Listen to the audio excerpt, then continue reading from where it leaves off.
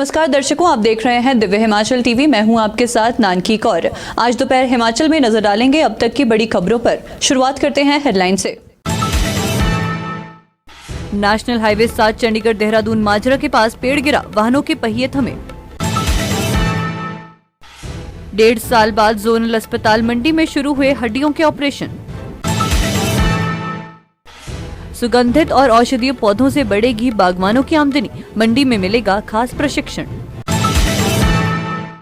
प्रदेश के धार्मिक स्थलों के लिए सजग है प्रदेश सरकार, श्री नैना देवी मंदिर में बोले प्रबोध सक्सेना।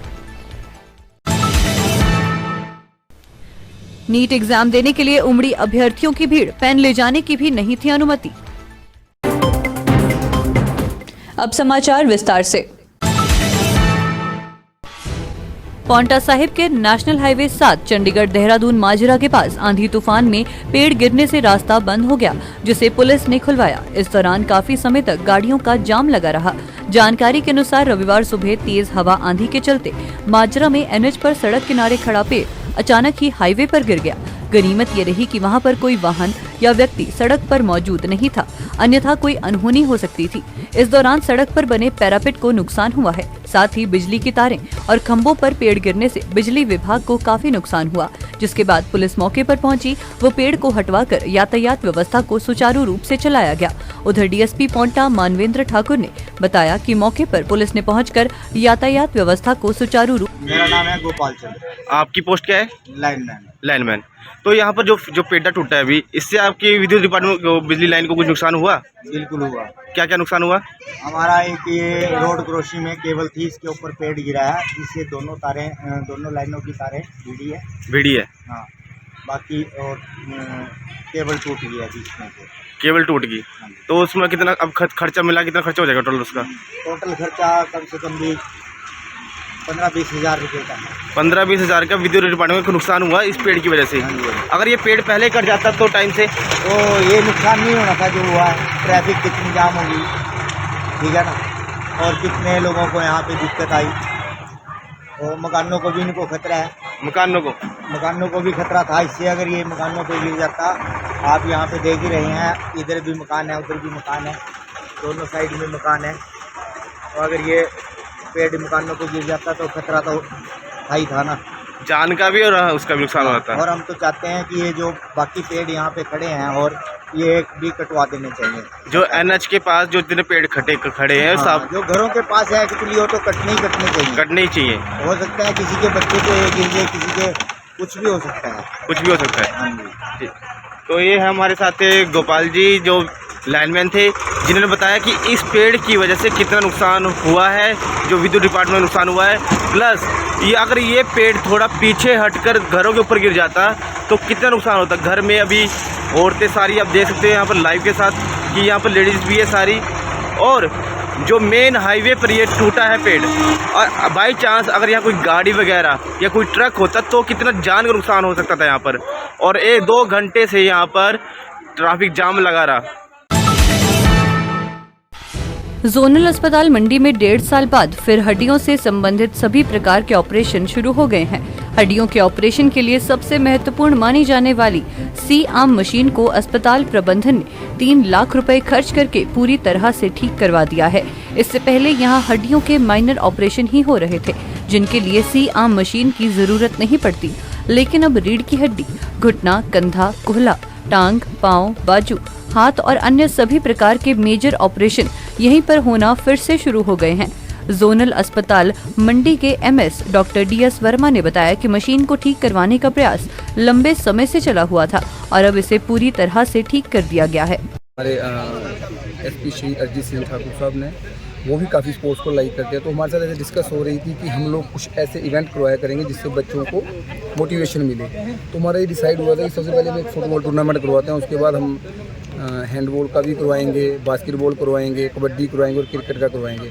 देखिए, मेरा मानना ये है कि अगर आप स्पोर्ट्स की तरफ बच्चों को मोटिवेट करते हैं कि इस लाइन में लेके आते हैं, तो कहीं ना कहीं आप लोग नशों को ना कहते हैं, है ना।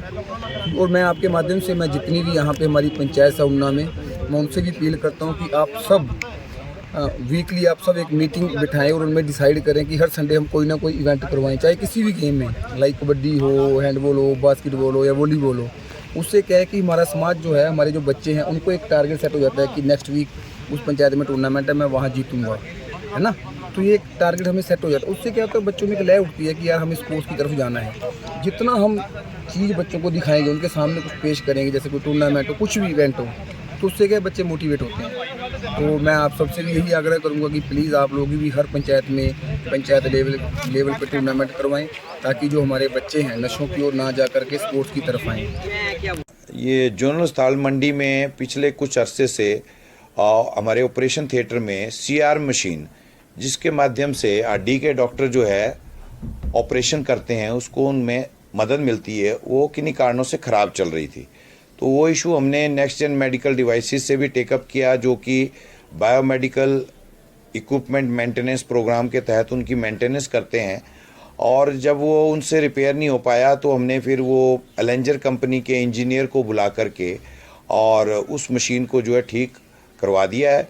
मुझे खुशी है कि आज वो मशीन CR मशीन जो है जोनल अस्पताल मंडी में ठीक हो गई है, और हमारे ऑर्थोपेडिशियन ने आज उस मशीन की हेल्प से एक ऑपरेशन भी सक्सेसफुल कर दिया है।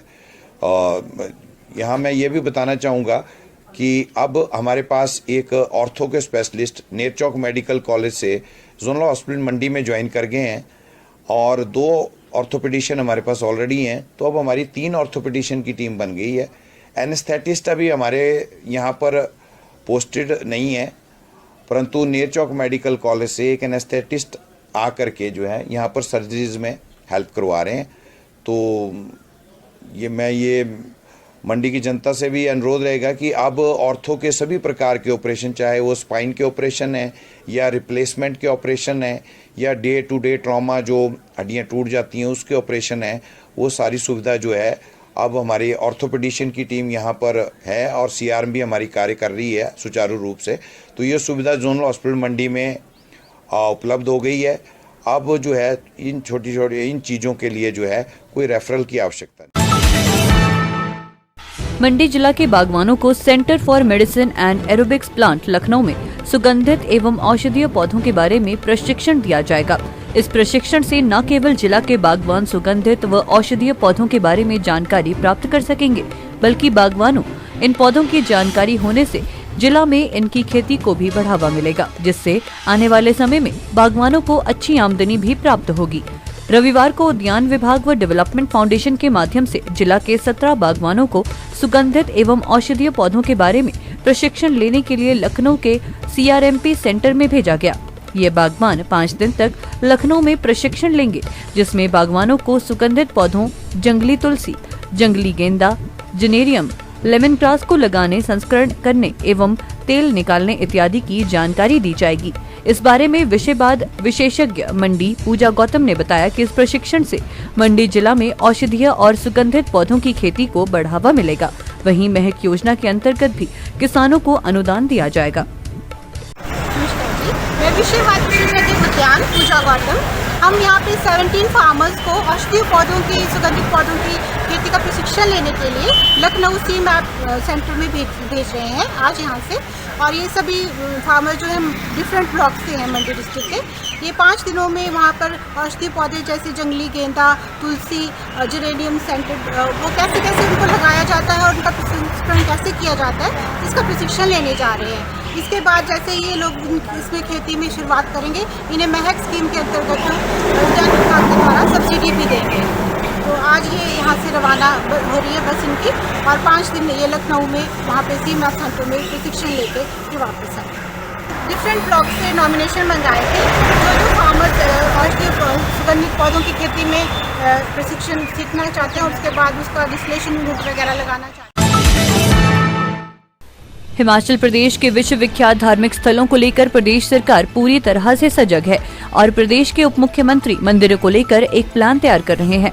वित्त विभाग और पर्यटन विभाग में भी इसको लेकर विचार विमर्श चला हुआ है, जिसे अभी समय लगेगा और समय के साथ इन धार्मिक स्थलों पर और भी बेहतर सुविधाएं उपलब्ध होंगी। ये बात हिमाचल प्रदेश के चीफ सेक्रेटरी प्रबोध सक्सेना ने श्री नैना देवी मंदिर में आज परिवार सहित पूजा अर्चना करने के उपरांत पत्रकारों से बातचीत करते हुए कही। तो बस एक ही, हमेशा से ही एक ही अरदास रहती है कि कृपा रहे, कोई विशेष नहीं, बस अगर उनकी कृपा रहे तो सब ठीक चलता रहता है। नहीं, अब नई सरकार आने के बाद इस पर, क्योंकि हमारे पास आपको मालूम है उप मुख्यमंत्री महोदय के पास भी चार्ज यही है, तो अभी इस पे कई चीज़ों पे विचार हो रहा है। कुछ वित्त विभाग में भी हो रहा है, कुछ पर्यटन विभाग में भी हो रहा है। मेरे ख्याल से भी समय लगेगा जब इसका सही स्वरूप सामने आ पाएगा। सर जैसे हमारा धार्मिक स्थल नैना देवी है सर, तो ये पहाड़ी के ऊपर है, जैसे तो जोशीमठ जैसा यहाँ पे कई बार भूस्खलन हो चुका है, तो इसके लिए क्या सर सरकार की प्राथमिकता रहेगी जी? ना, मुझे अभी उपायुक्त महोदय ने बताया कि उन्होंने जियोलॉजिकल सर्वे ऑफ इंडिया वालों को बुलाया हुआ है, जो इसके बारे में पूरा अध्ययन करेंगे, और अगर राज्य सरकार की ओर से भी जो कोई सहायता देने की आवश्यकता होगी तो उसके लिए हम लोग तत्पर हैं। National eligibility cum entrance test का एग्जाम देने के लिए रविवार को हमीरपुर जिला के 5 केंद्रों पर युवाओं की भीड़ उमड़ पड़ी। परीक्षा केंद्रों पर 11 बजे से ही युवाओं की लाइनें लगना शुरू हो गई तथा इनकी नियमित चेकिंग की गई। परीक्षा हॉल में एडमिट कार्ड, आधार कार्ड तथा फोटो सहित कुछ और ले जाने की अनुमति नहीं थी।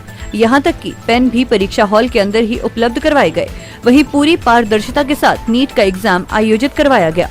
हालांकि परीक्षा में भाग लेने का समय 2 बजे से लेकर 5:20 तक था, लेकिन परीक्षा केंद्रों पर प्रवेश का दौर 11 बजे से ही शुरू हो गया। हमीरपुर के विभिन्न क्षेत्रों से पहुंचे अभ्यर्थियों ने लाइनों में लगकर निरीक्षण उपरांत परीक्षा हॉल में प्रवेश किया। नीट एग्जाम के कोऑर्डिनेटर्स एवं डीएवी हमीरपुर प्रधानाचार्य विश्वास शर्मा ने कहा कि नीट की परीक्षा पूरे नियमानुसार आयोजित करवाई जा रही है।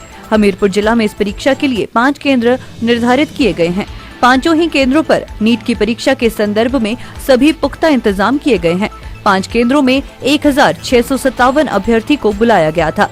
डीएवी पब्लिक स्कूल हमीरपुर में 770 अभ्यर्थियों को परीक्षा के लिए बुलाया गया है।